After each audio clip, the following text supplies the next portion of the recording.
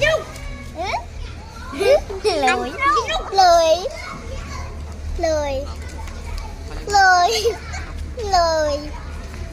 Lười. Ê, mau với, nào mau mà. Lười.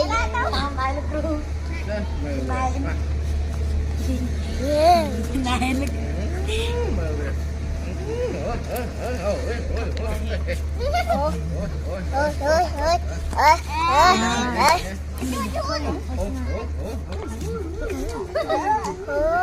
Ôi bái. Ôi sao đấy. Ôi nhé.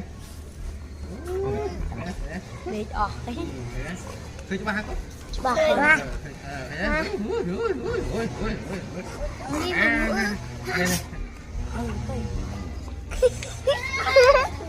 Đi mơm nó mâm đỏ. Con bên không vậy? Côn nè.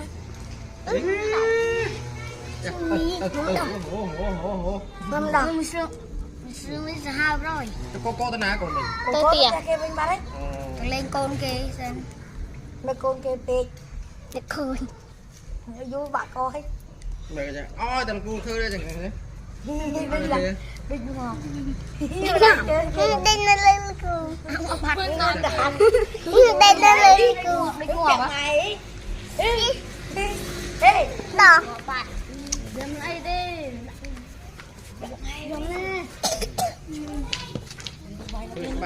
Bạn sẽ nó chỗ, bật con.